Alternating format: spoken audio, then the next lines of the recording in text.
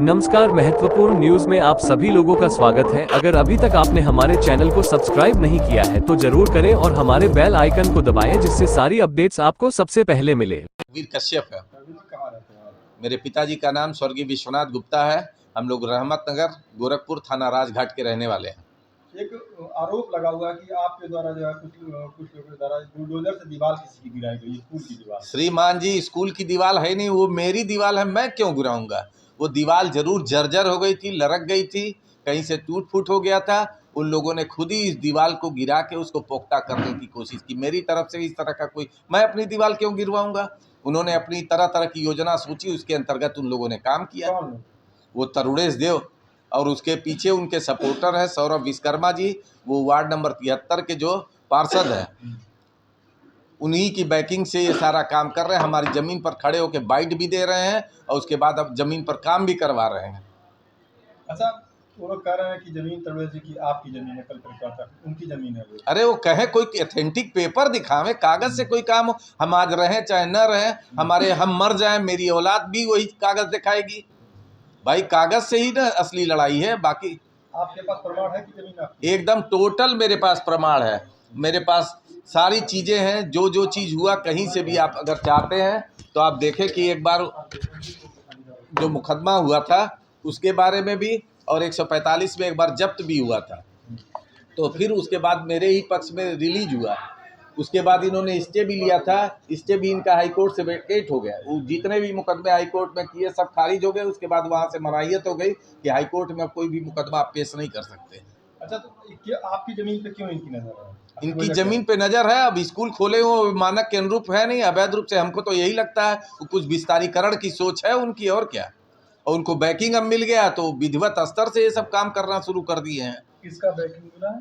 अरे सौरभ विश्वकर्मा जो ward number 73 के पार्षद है। वो तो आप लोग के ऊपर आरोप लगा रहे हैं। अरे उनके आरोप लगाने से क्या हो जाएगा, जनता जनार्दन पूरी जानती है। और एक सबसे बड़ा कार्य है कि अब उनकी भी नीयत खराब हो गई है। वो गाए बगाए इधर उधर से हमको कहलवा रहे हैं कि 2 करोड़ रुपया हमको दे दीजिए ताकि हम जो है इसको फ्री करा देंगे, फिर कोई विवाद नहीं रह जाएगा।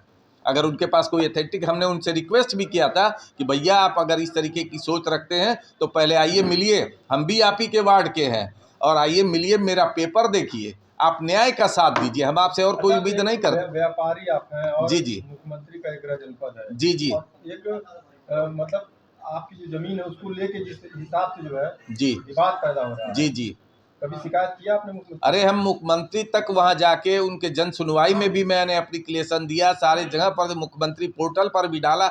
हम कहीं से कोई बाकी नहीं, सैकड़ों पेपर। लेकिन सबसे बड़ी विशेष बात रही कि कहीं से आश्वासन जरूर दिया जाता है, लेकिन उस पर प्रॉपर जो वर्क होना चाहिए था वो नहीं हुआ। न्यायालय से कितना लाभ मिला आपको? न्यायालय से हमें बहुत कुछ लाभ मिला, क्योंकि मैंने सारे मुकदमे जीते कागज के माध्यम से।